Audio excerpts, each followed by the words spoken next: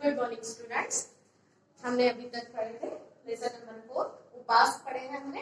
तो उपास का हमने पहले क्वेश्चन पढ़े हैं कि फूल देशपांडे इन्होंने उपास करने के लिए सोचा है और क्यों? क्योंकि उनका जो वजन है ना 181 पाउंड का कार्ड उनको जब उन्होंने वेट किए तब उनको दिखाई दिया और इसीलिए उन्होंने अब वजन कम करने के लिए सोचा। तो 181 पाउंड से कम कैसे करेंगे ऐसा उनको लगा, इसलिए उनको चौल के जो लोग थे जिस चौल में रहते थे, कौन सी चौल में रहते थे स्टूडेंट्स? वो बटाटेची चाल, ठीक है। तो बटाटेची चाल ये चौल में जो रहते थे तो वहां पर सोकाजी त्रिलोकेकर से लेकर नाडकर्णी तक ये लोगों ने सभी ने किसी ने उनको बटाटा लगाना छोड़ो, चौल के सामने बटाटा लगाना छोड़ने के लिए बोले। उसके बाद में किसी ने भात छोड़ने के लिए कहा, किसी ने दही दूध छोड़ने के लिए कहा, किसी ने बोला भात क्यों, दाल छोड़ दो, है ना, दाल छोड़ने के लिए कहा। तो ऐसी बहुत सारी चीजें उनको ये सारी चीजें बताए और कोई तो बोल रहे कि सोना ही छोड़ दो, दिवसा झोंकने सोड़ा। इस तरीके से उनको बहुत सारी चीजों के बारे में बताया जा रहा था। लोगों के द्वारा उनको बहुत सारे सलाह मशवरे दिए जा रहे थे कि ये चीजें करने से आपका वजन कम हो जाएगा। लेकिन अब पूर्ण देशपांडे इन्होंने सोचा कि मैं सभी की बातें सुन लेना। क्या सोचा? कि सभी की बातें सुन लेना और सुनने के बाद में जो भी चीज करना है वो अपने मन से करना, अपने मन से करना। ये चीज उन्होंने जानी और इसीलिए वो मराठी में एक म्हण है जिसको बोलते हैं ऐकावे जनाचे आणि करावे मनाचे या उपतेनुसार। इस आधार पर उन्होंने लोगों की सबकी बातें सुन ली, समझ ली और इसके बाद में उन्होंने आहार परिवर्तन शुरू कर दिए। तो यहाँ तक हमने देखे थे स्टूडेंट्स लास्ट पीरियड में। अब देखते हैं हम इसके आगे का पोर्शन, ठीक है। चलिए देखते हैं text book page number 11 open कीजिए।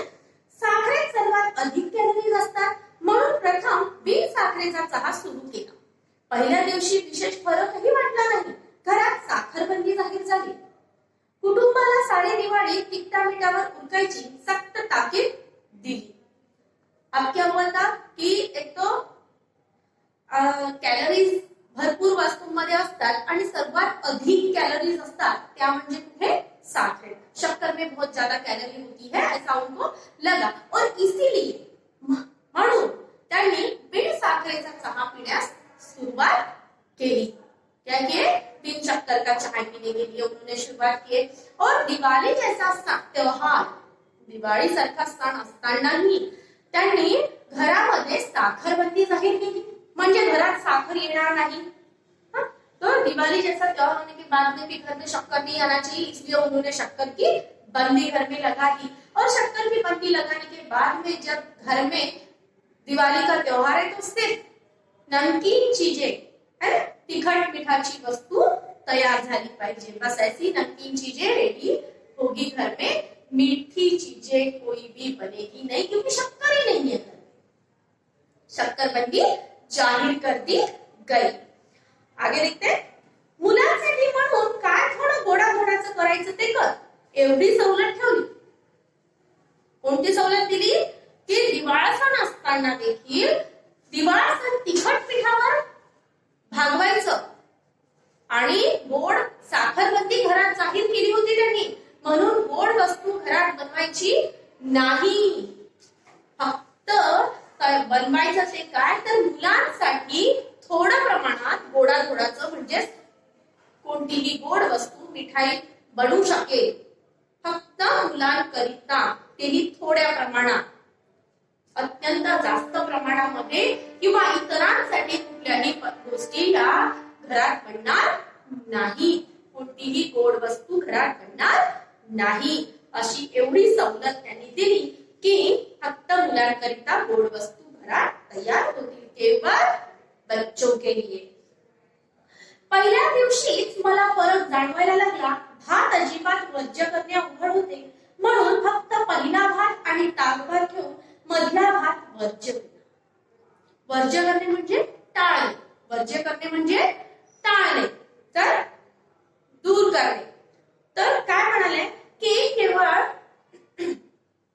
पहिल्या दिवशी जेव्हा मी चहा प्यायलो बिन साखरेचा, तेव्हा मला थोड़ा फर्क जानवायला सुरुवात झाली. यानी पहले दिन से अपने को बिन शक्कर का चाय पीने लगा हूं, तो थोड़ा फर्क मेरे को दिखाई दे रहा है. और इसीलिए मैंने अभी भात जो है चावल खाना वो तो बंद ही कर दे रहा हूं. लेकिन बंद करना वो कुछ सही नहीं था. बंद करणे काही शक्य नव्हते, म्हणून भाताला टाळणे शक्य नव्हते, वर्ज्य करणे शक्य नव्हते. म्हणून इसीलिए उन्होंने पहला भात यानी फर्स्ट टाइम जो लेते हैं शुरुआत में सुबह का वो और ताक भात, ये दो ही रखे, मगर बीच में जो चावल हम खाते हैं वो बंद कर दिए. नुसती उकडलेली पालेभाजी खाणे कसे जमणार हा विचार किती पोकळ होता याचा अनुभव ती खाल्ल्यावर आला. आणि नेहमीच्या भाजीत ही निराळे काय करते याचा अजूनही अंदाज आला नाही. इथे ही म्हटलंय, ही म्हणजे कोण, त्यांची पत्नी. ठीक है, तर काय म्हणाले की नुसत्या उकडलेल्या भाज्या, सिर्फ उबली हुई सब्जियां, सिर्फ उबली हुई सब्जियां पहले खाने के लिए ऐसा लगे कि ये कैसे खाया जाएगा, लेकिन फिर जब खाना शुरू किया तब ऐसा लग रहा है कि ये जो पत्नी जो है उनकी, वो पत्नी इसके अलावा और क्या बनाएगी, ये सोच में पड़ गए हूं. तो ये जो अंदाज है वो अंदाज लगाना भी पॉसिबल नहीं था. पहिला दिवस सुरळीत गेला, सुरळीत म्हणजे चांगला, उत्तम सुरळीत गेला. आणि दुसऱ्या दिवशी व्रतभंगाचा प्रसंग आला. व्रतभंग म्हणजे जो उपवास उन्होंने, उपवास जिसको व्रत बोला जाता है, जो उपवास उन्होंने किए हैं उसको भंग करना, उसका समापन करना. ठीक है, तो पहला दिन उनका अच्छा गया, दूसरे दिन ये व्रतभंगाचा प्रसंग आला. पहिल्या दिवशी निम्म्याहून अधिक कचेरीला माझ्या वजन घटवण्याच्या व्रताची वार्ता गेली होती. परंतु दुसऱ्या दिवशी आमच्या अण्णा नाडगौडाला प्रमोशन मिळाल्याची वार्ता आली आणि त्याने सारे सेक्शनला पार्टी दी. क्या हुआ कि पहले दिन क्या हुआ कि जो वजन कम करने की जो बात थी, ठीक है, पहले दिन उन्होंने वजन कम करने की जो बात थी वो पूला देशपांडे अपने ऑफिस में जाने के पहले ही ये बात उनके ऑफिस में पहुंच गई थी. वार्ता म्हणजे बातमी, वार्ता म्हणजे बातमी. इथे बघा वार्ता हा शब्द आलेला आहे, म्हणजे बातमी. ठीक आहे, तर वार्ता म्हणजे बातमी. तर ही जी आहे, ही जी बातमी आहे, पु ल देशपांडे ऑफिसला आपल्या कार्यालयात जाण्याच्या अगोदरच, त्यांच्या अगोदर त्यांच्या व्रत आहे, त्यांनी उपवास सुरू केलेला आहे, ही बातमी पहिले पोहोचलेली होती. आणि दुसऱ्याच दिवशी अण्णा नाडगौडाला प्रमोशन मिळाल्याबद्दल, दुसऱ्या दिवशी अण्णा नाडगौडाला प्रमोशन मिळालं म्हणून त्याने संपूर्ण सेक्शनला पार्टी देण्याचं ठरवलं. क्या हो गया कि अण्णा नाडगौडाला को प्रमोशन मिल गया, इसलिए उसने सारे सेक्शन को पार्टी देने की सोची. अब देखो क्या होता है आगे. उसने पार्टी अब देना चाहा तो पार्टी दे रहा है ना. कौन दे रहा है, अण्णा नाडगौडा. कॅन्टीनच्या आचार्यांनी तर माझा डाएटवर सूड घ्यायचा असे ठरवून पदार्थ केले होते. क्या किया, सूड घेणे, बदला घेणे. तर कॅन्टीनचा जो आचारी होता है ना, कुक जो आचारी होता, त्याने काय केलं की पु ल देशपांडेंच्या उपासाचा सूड घ्यायचा.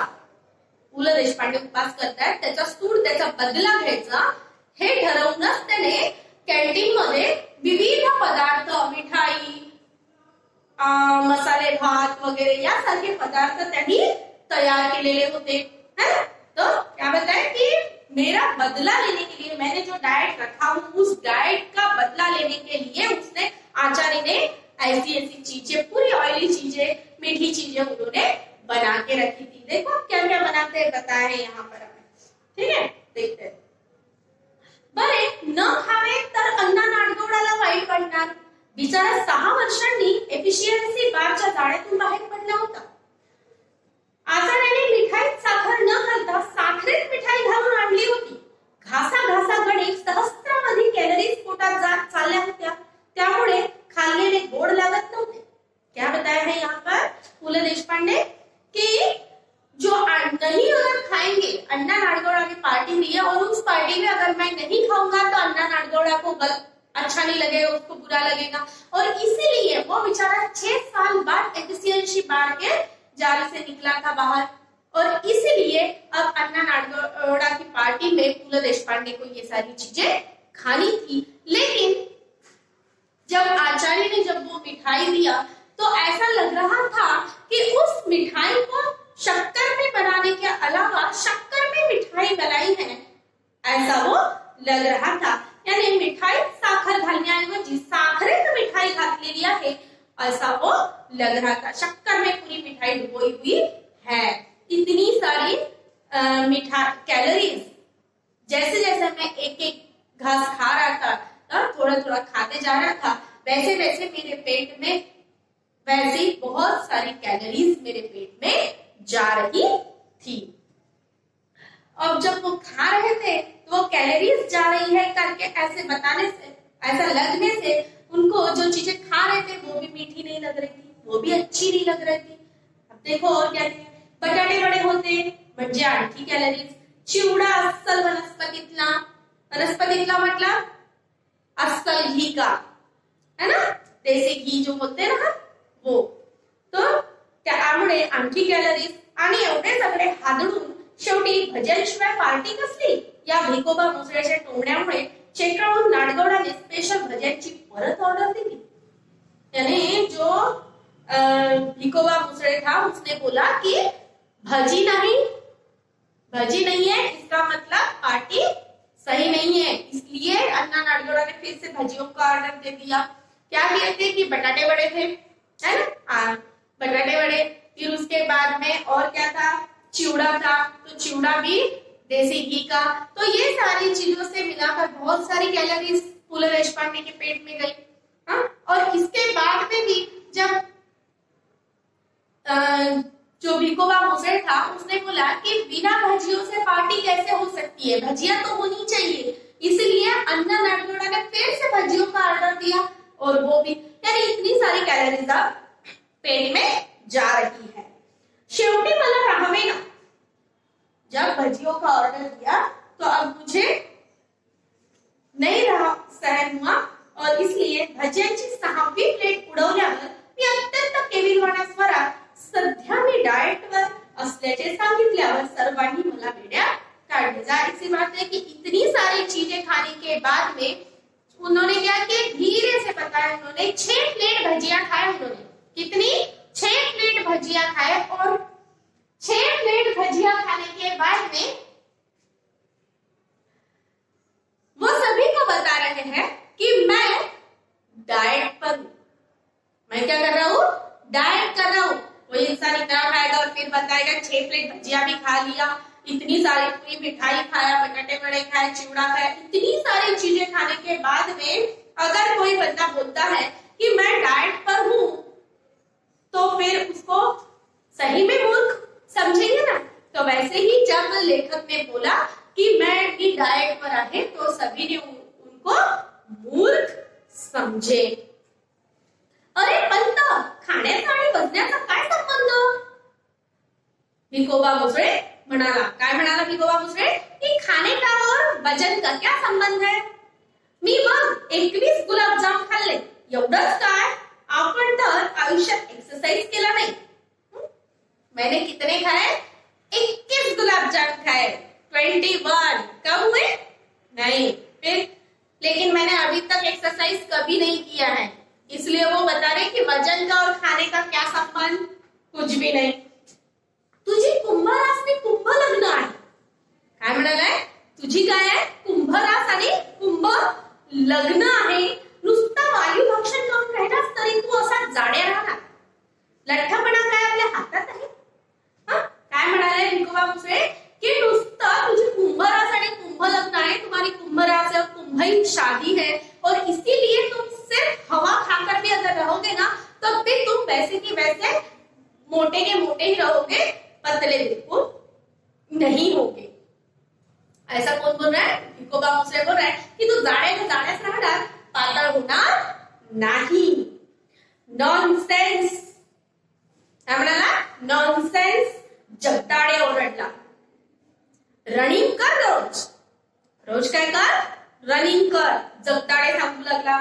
और फिर से सल्ले शुरू हो गए उनके. देखो, रनिंग पेक्षा देखील दोरीवरच्या उड्या मारा. बरं का म्हणतं? माझ्या सिस्टरचं वेट 40 पौंड उतरलं दोरीवरच्या उड्यांनी. कमालिनी केंकरे म्हणाली. कोण म्हणाली? कमालिनी केंकरे म्हणाली. काय म्हणाली? रनिंग पेक्षा ना दोरीवरच्या उड्या. रस्सी कूद करो. और रस्सी से मेरी सिस्टर का 40 पौंड वजन घटा है. कितना? 40 पौंड. और इसीलिए आप भी वही करो. ये कौन बोली? कमालिनी केंकरे. कौन बोली? कमालिनी केंकरे बोली कि मेरे सिस्टर का घट गया 40 पौंड वजन, आप भी करो, आपका भी घट जाएगा. रनिंग करने से बेस्ट है. देखते हैं और क्या होता है. शेवटी सर्वांच्या मते मी सकाळी रनिंग करावे आणि संध्याकाळी दोरीवरच्या उड्या माराव्यात असे ठरले आणि मी 7व्या बशीतले भजे उचलले. अब क्या किया उन्होंने? अब सभी के मतों से, सभी का मत ले लिए उन्होंने, सभी के विचार ले लिए. सभी के विचारों से उन्होंने आज अपना टाइम टेबल जैसे शेड्यूल बना लिया उन्होंने अपना कि सुबह रनिंग करने जाना और शाम को रस्सी से कूदना. इससे वजन क्या हो जाएगा? कम हो जाएगा. और ये सारी बातें होने के बाद में फिर फूल देशपांडे ने 7वीं प्लेट से भजे उठाए. 7वीं प्लेट से भजिया खाए उन्होंने. देखो, पहिले 6 प्लेट भजी तर आधीच खाऊन घेतली आणि नंतर म्हणतात की मी डाएट वर आहे. आणि त्यानंतर एवढी सगळी चर्चा झाल्यानंतर मग ते म्हणतात की आता सकाळी रनिंग आणि संध्याकाळी दोरीवरच्या उड्या करेन म्हणजेच वजन कमी होणार. आणि एवढा सर्वानुमते विचार केल्यानंतर आता त्यांनी काय केलं तर 7व्या प्लेट मधले भजे खाल्ले. आता एक जनरल जर बघायचं झालं, एक नॉर्मल गोष्ट जर पाहायची झाली तर 7 प्लेट भजी खाणाऱ्या व्यक्तीचं वजन कमी होऊ शकेल का? होऊ शकेल का? अजिबात नाही होऊ शकत. तुम्ही एका वेळी 7 प्लेट भजी खाऊन राहिले, एवढं सगळं खाल्लं, चिवडा खाल्ला वनस्पती तेल मधला, आणि त्यानंतर गुलाबजामुन खाल्ले, मिठाई देखील खाल्ली, सगळ्या वस्तू खाल्ल्या, वजन कुठे कमी होणार आहे? होईल का? नाही. डाएट असतो का? नसतो. पण बघा, कुटुंबाचा मात्र म्हणजे डाएटच्या बाबतीत उत्साह अवर्णनीय होता. कारण रोज काही चमत्कारिक पदार्थ माझ्या पानात पडायला लागले. पानात म्हणजे ताटात. तर एके दिवशी नुसती पडवळे उकळून तिने मला खायला घातली. शेवग्याच्या शेंगा, पडवळ, भेंडी, चवळीच्या शेंगा वगैरे सडपाच्या भाज्यांचा खुराक तिने चालू केला.